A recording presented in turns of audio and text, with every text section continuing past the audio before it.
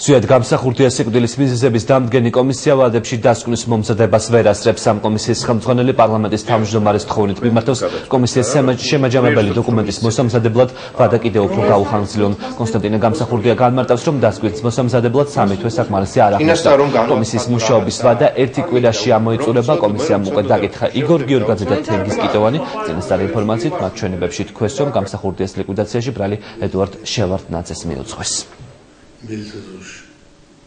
მონათხრობიდან ცხადად ჩანს, რომ ყველაზე მეტად დაინტერესებული პირი ზვიად გამსახურდიას ფიზიკურ ლიკვიდაციაში იყო ედუარდ შევარდნაძე, ვინაიდან ცოცხალი ზვიად გამსახურდიას ფაქტორი მას ხელს უშლიდა საერთაშორისო ლეგიტიმაციაში, ეს ერთი.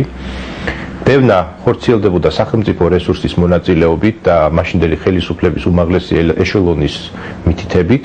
ამ დევნაში მონაწილეობდნენ შინაგან საქმეთა სამინისტროს წარმომადგენელი, იყო გენერალი გულუა, მას ზედამხედველობას უწევდა შოთა კვირაია, შინაგან საქმეთა მინისტრი, ამავე დროს უშიშროების სამინისტროს ჯგუფი გენერალ ავთო იოსელიანის ხელმძღვანელობით. აი ეს ორი ჯგუფი მონაწილეობდა ზვიად გამსახურდიას დევნაში.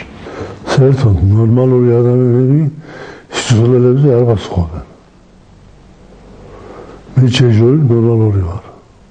ერთი მამის საქმის გამოძიება შვილს როგორ შეიძლება დაავალო.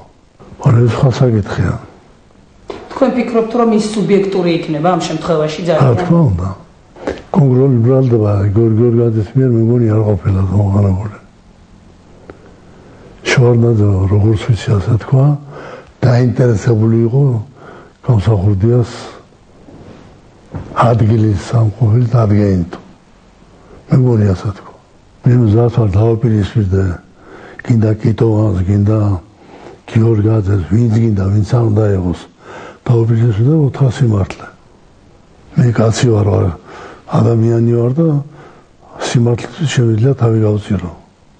და ბევრჯერ გამიგეთები კიდეც. რაში დაჭირდა კიტოვანს ესეთი განცხადებები გაეკეთებინა ამდენი წელი? ადრე რატო აკეთებდა? ადრე რატო არ დამიჯერა? არ შეხვიდეს ომში, მარტო მე ხوانოვდი ელცინამოვდა. ეს ნიშნავს, რომ საქართველოს ომის დაწყება.